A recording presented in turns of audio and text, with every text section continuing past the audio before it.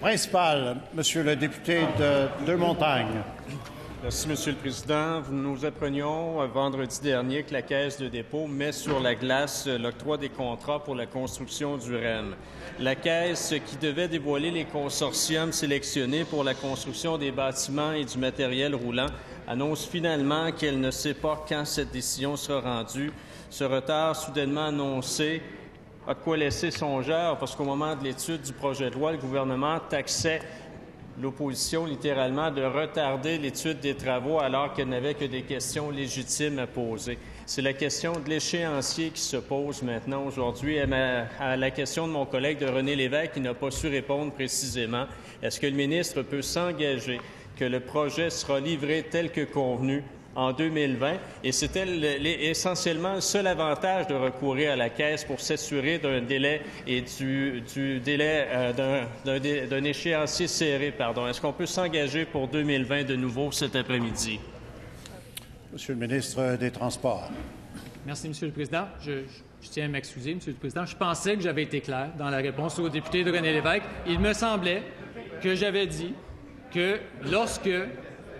lorsque le projet serait livré, le moment auquel le projet serait livré serait celui sur lequel on s'était initialement entendu. Est-ce que, dans la sortie publique de la Caisse de dépôt vendredi, est-ce que le député a entendu la Caisse de dépôt dire que le projet serait retardé?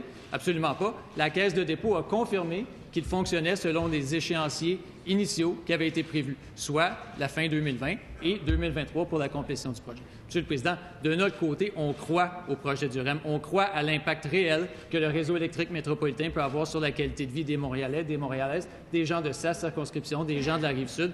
Et, Monsieur le Président, on croit que le projet de réseau électrique métropolitain qui desservira l'aéroport de Montréal est un projet qu'on cherche depuis longtemps. Il y a longtemps, Monsieur le Président, qu'on cherche à Montréal à devenir une ville d'importance mondiale. Et pour devenir une ville d'importance mondiale, ça prend un lien vers l'aéroport, un lien rapide vers l'aéroport. C'est ce que le réseau électrique métropolitain apportera à Montréal, Monsieur le Président.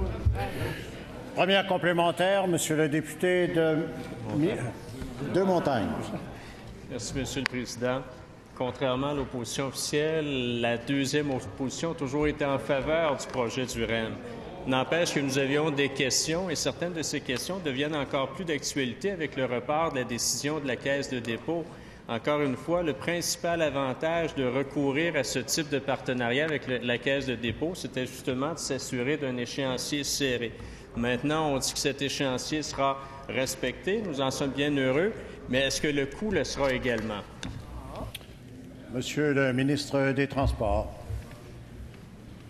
Monsieur le Président, effectivement, on a parlé de l'échéancier, on a parlé de la fin 2020 pour la première partie du réseau électrique métropolitain, on a parlé de 2023 pour la complétion totale du projet, Monsieur le Président. Pour ce qui est des sommes allouées, il comprendra, évidemment, qu'on n'a aucune indication en ce moment. Moi, je n'ai pas ouvert les appels d'offres pour savoir ce qui se passait à l'intérieur de celle-ci. Il devra attendre la complétion du processus complet d'appel d'offres pour savoir exactement ce qui en sera, mais on n'a aucune indication à ce moment-ci qu'on n'est ni dans les échéanciers, ni dans les coûts prévus. Ce qu'on sait, par exemple, Monsieur le Président, c'est que le projet de réseau électrique métropolitain sera le projet d'une génération en transport en commun à Montréal. Deuxième complémentaire, Monsieur le député de Deux-Montagnes. Les réponses, bien honnêtement, nous inquiètent, en ce sens que tout à l'heure, c'était clair que l'échéancier serait respecté. Là, il indique qu'il n'y a rien qui indique qu'il ne le sera pas. Donc déjà, il semble y avoir un petit recul.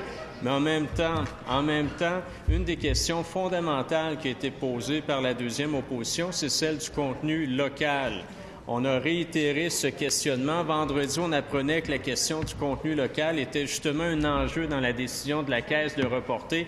Est-ce qu'il y aura, oui ou non, une garantie de contenu local dans les comptes? Monsieur le ministre des Transports. Monsieur le Président, je tiens à féliciter mon collègue. Il est passé maître dans l'art de jouer sur les mots, Monsieur le Président. Un double négatif, Monsieur le Président, c'est un positif. C'est pas parce qu'il n'y a pas de raison de ne pas croire qu'on croit nécessairement le contraire, Monsieur le Président.